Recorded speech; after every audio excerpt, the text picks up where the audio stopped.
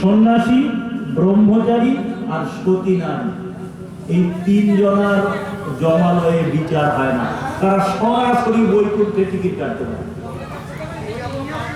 এর মধ্যে সন্ন্যাসী এবং ব্রহ্মচারী একটু আলোচনা করলাম। সতী নারী কারা? সতী নারী কারা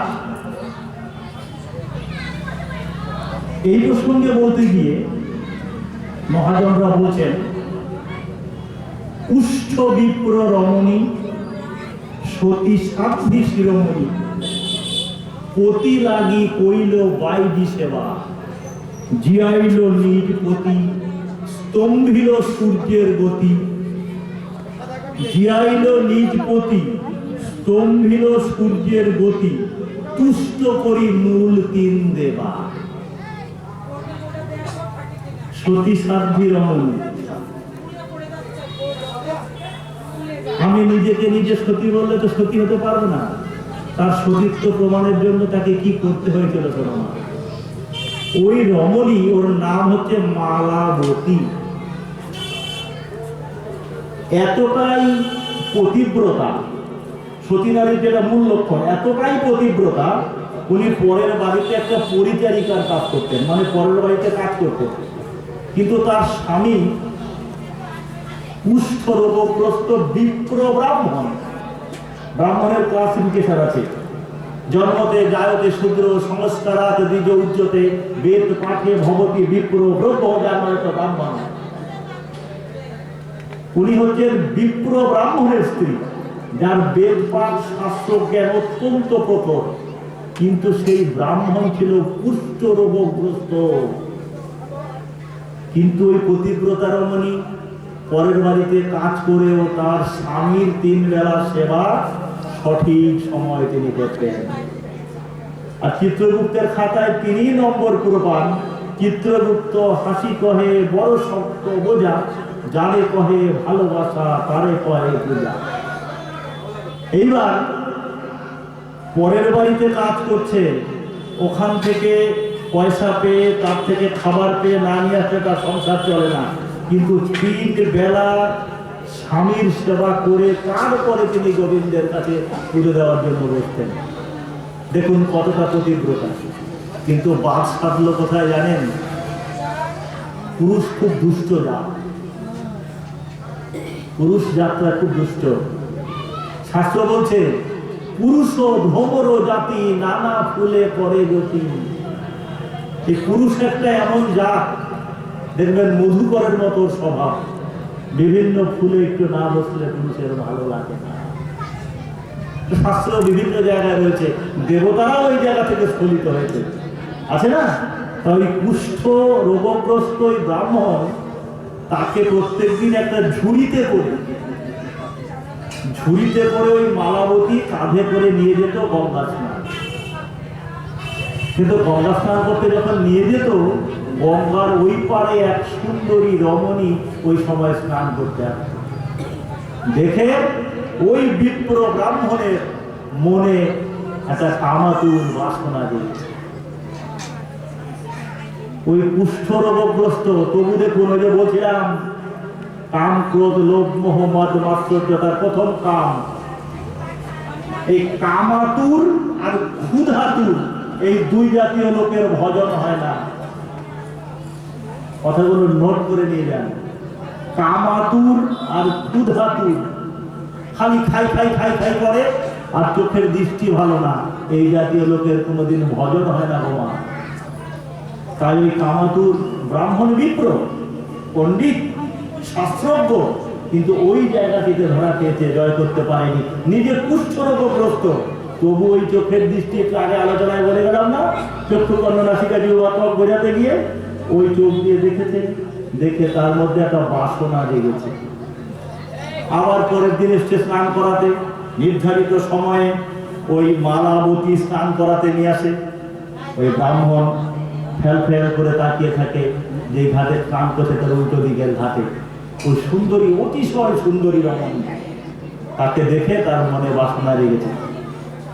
ছোট করি গল্পটা, এই গল্পটা খুব রসিয়ে গল্প করার যায় না, তুমি তো ছোট করি, পরের পাঠের কাছে। এইবার দেখে ব্রাহ্মণ তৃতীয় দিন আর নিজের তো চলাফেরার ক্ষমতা নেই, স্ত্রীকে বলেই ফেলেছে। বিষণ্ণ বদনে বসে আছে। স্ত্রী বলছে, কি গো, আমি তো আমার কর্তব্যে কোনো অবহেলা করিনি। আমি তো আমার গুরুর কাছ থেকে যে বিদ্যা পেয়েছি, যে শিক্ষা পেয়েছি, পতিব্রতা নারীর প্রথম সেবা হলো স্বামীর সেবা। আমি তো তোমার সেবায় কোনো ত্রুটি রাখিনি, তবু তুমি আমার মন মারা হয়ে বসে থাকো কেন? তখন এই ব্রাহ্মণ স্ত্রীর কাছে প্রকাশ করে ফেলেছে, তোমার কাছে একটা কথা বলবো, তুমি কিন্তু আমাকে খারাপভাবে নিও না।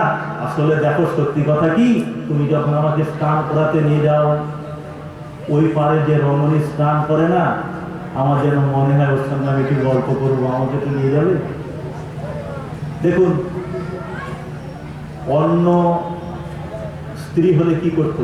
তৎক্ষণাৎ ওই পতিকে প্রত্যাখ্যান করতো যে তুমি এত বড় লোভী, তুমি এত কামাতুর, তোমার দৃষ্টি, আমি পরের বাড়ি কাজ করে সংসার চালাই, তবু তোমার সেবা, গোবিন্দ সেবা কোনোটাই তো আমি কম করি না, আর তুমি আমার কাছে কথা বলতে পারো? কিন্তু তার গুরুর কাছে কি শিখেছে পতিব্রতা রমণী? শিখেছে কি মা? স্বামীর বাসনা চরিতার্থ করা পতিব্রতা রমণীর প্রধান কাজ। এখনকার রমণীরা না, আমার কথায় আমার রাগ করো না, কোন রমণীকে মা বলে সম্মান করা যায় জানো না? শাস্ত্র কি বলছে জানো? যে রমণী দেহের 5টা অংশকে ঢেকে রাখে, শাস্ত্রের পাতা খুলে আমি দেখাবো কি বলছে। দুটো বুক, নাভি এবং পায়ের গোড়ালি, এই 5টি অঙ্গ যারা আচ্ছাদন দিয়ে ঢেকে রাখে, তাকে মা বলে সম্মান করতে হবে। এখনকার সমাজে কি হয়েছে, তাতে কাকে মা বলবো আর কাকে কি বলবো, আমি পাথের আসর থেকে তো বলতে পারি না। অবশ্যই জন্য আমরা দায়ী, আমরা আমাদের সন্তানকে সভ্য হতে শেখাতে পারিনি। এইবার ওই রমণী বলছে, তুমি এত কামাতুর, এরপরেও তুমি বলছো? এই কথা কিন্তু ওই পতিব্রতা রমণী বলেনি। আমরা হলে বলতাম, বলতাম তো, তাকে প্রত্যাখ্যান করতাম। একই পুষ্ট রোগগ্রস্ত, তোমার সেবা করতে আমার মানে মানে কি বলবো, নিজের তো কতটা অস্বস্তি একটা কুষ্ঠরোগী সেবা করা, আর তুমি তারপর এই কথা বলছো? মুখ বুঝিয়ে সহ্য করে সঙ্গে সঙ্গে একগাল হেসে বলেছে, কালকেই আমি, তুমি যাতে ওর সঙ্গে একটু গল্প করতে পারো সে ব্যাপারে আমি অগ্রসর হবো। গিয়ে বলছে, মা গো, কৃষ্ণ ভক্ত তো, পতিব্রতা, তার গলার আওয়াজটা কিন্তু মা একটু অন্যরকম হবে, তার গলার আওয়াজে একটা আকুল আকুতি থাকবে। মা বলছে, মা গো, আমি তোমার কাছে একটা নিবেদন নিয়ে এসেছি, তুমি কিন্তু আমাকে ফেরাবে না। মা এবার ভাইটি বলছে, আমাকে তো কোনোদিন কেউ মা বলে ডাকেনি, তুমি কে গো? তখন বলছে, আমি আমার বৃদ্ধ ব্রাহ্মণের স্ত্রী, আমি তোমার কাছে যে আবেদন নিয়ে এসেছি, তুমি কিন্তু আমাকে কখনো না করবে না। বলো। বলছে, বলো তোমার কি আবেদন? বলছে, আমি তোমার সব কাজ করে দেবো, তোমার এই কাপড় আমি কেটে দেবো, তোমার বাড়ির সমস্ত কাজ করে দেবো, তুমি শুধু আমার পতিদেবতার একটু বাসনা মেটাও।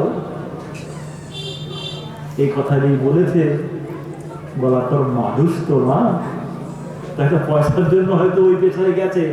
ও বলছে, আচ্ছা তুমি নিয়ে এসো। আর কৃষ্ণ ভক্তের স্পর্শ, কৃষ্ণ ভক্তের ছোঁয়া, কৃষ্ণ ভক্তের মুখনিষ্ঠিত বাণী যদি তার কর্মে পৌঁছয় না, সে যদি মানুষ হয়, পাঠক যদি না হয়, তাকেও তোমাকে একটু বলতে হবে। অটোমেটিক্যালি তার সঙ্গে কিন্তু কানেকশন হয়ে গেছে। এবার পরের দিন স্বামীকে গঙ্গা স্নান করে একটু পরিষ্কার করে দিয়েছে। কুষ্ঠরোগগ্রস্ত, গায়ে তো ঘা, দগদগে ঘা, একটু পরিষ্কার করে নিয়ে গেছে, যাতে স্বামীর বাসনা চরিতার্থ করার জন্য ওই রমণী যাতে ওনাকে প্রত্যাখ্যান না করে। নিয়ে গিয়ে গায়ে একটা ভালো কাপড় দিয়ে সুন্দর করে ঢেকে নিয়ে গেছে। নিয়ে গিয়ে বলছে, এই আমার স্বামী। তখন ওই পতিতা বলছে, তোমার শাস্ত্র জ্ঞান প্রকারও হতে পারে, তুমি বিপ্র হতে পারো, 2 গ্লাসে জল নিয়ে এসছে, একটা হচ্ছে কাচের স্বচ্ছ দামি গ্লাস, আর একটা হচ্ছে সোনার গ্লাস। বিপ্র ব্রাহ্মণ বলছে, তুমি আমাকে সোনার গ্লাসের জলটা দাও। বলছে কেন? বলছে স্বর্ণপাত্রের জল অপবিত্র হয় না। তুমি তো প্রতিকার অমনি, দেখুন শাস্ত্র জ্ঞান কিন্তু প্রকার, কিন্তু তোর কাণ্ড জ্ঞান মোটেও নেই। বলছে তুমি তো প্রতিকার অমনি, তোমার গৃহে আমি জল পান করতে পারি, কিন্তু স্বর্ণপাত্রে দাও, স্বর্ণপাত্রের দোষ নেই। তখন এই রমণী বলছে, তুমি বিপ্র ব্রাহ্মণ হতে পারো, শাস্ত্র জ্ঞান তোমার প্রগাঢ় হতে পারে, কিন্তু কাণ্ড জ্ঞান বলে তোমার কিছু নেই। কেন এরকম বলছো? বলছে আমি হচ্ছি পতিতা, কটা পয়সার জন্য, আমাকে ক্ষুণ্ণিবৃত্তির জন্য, ক্ষুধা নিবারণের জন্য এই কর্ম করতে হয়।